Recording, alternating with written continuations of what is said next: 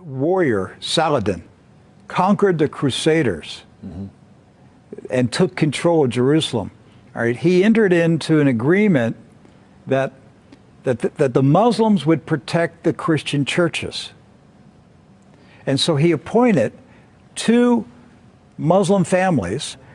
Both of these families had been in Jerusalem for, close to 1,000 years. And each generation has passed down the key. The key. Right. The physical key. Mr. Judah said that the key he presently has is 800 years old. It's incredible. He had another key, but it broke.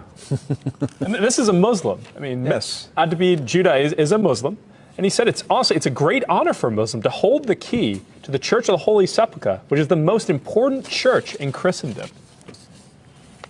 That's not disrespect. That's, we don't hear this in America. We don't hear, because what we have been told is Christian Americans, you should hate Muslims, you should kill Muslims. Because they're going to tear down all the churches yes. and basically just ransack them and everything else. But here we have two families that for nearly 1,000 years have actually been watching over Christian churches. That's right. So who planted into our minds here in America that we should hate and kill Muslims? Who planted that thought in our head? Because it came into our society after 9/11. That's correct. So 9/11 was a calculated, planned operation, and it changed everything in our country. And so we were saturated with media propaganda, which who owns the media in this country? So we're saturated with this media propaganda. You Americans, you need to hate Muslims. You need to go to war. You need to send your sons to go kill Muslims. All right?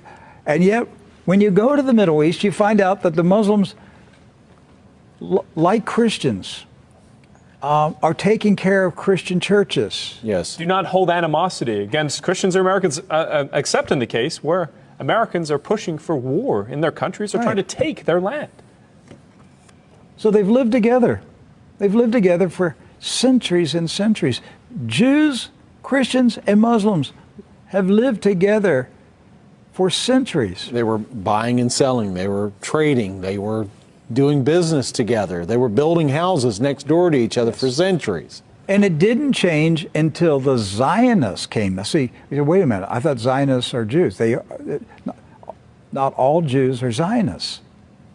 And not all Zionists are Jews. Right. Zionism is a political movement. Yes. Right. It's an ideology. Yes. Not an ethnicity. And so when the Zionists came to Jerusalem and Palestine, basically in the 1920s and 30s and 40s, all right, they came to agitate. They came to infiltrate. They came to seize control.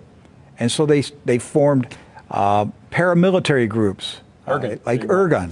And that's where Ariel Sharon and Menachem Begin, and these guys were young terrorists. Yes. That's right. And so there's where the hatred started to come in. The fighting, the animosity, the bitterness. But it didn't start until the Zionists appeared. The fighting, the animosity, the bitterness. But it didn't start until the Zionists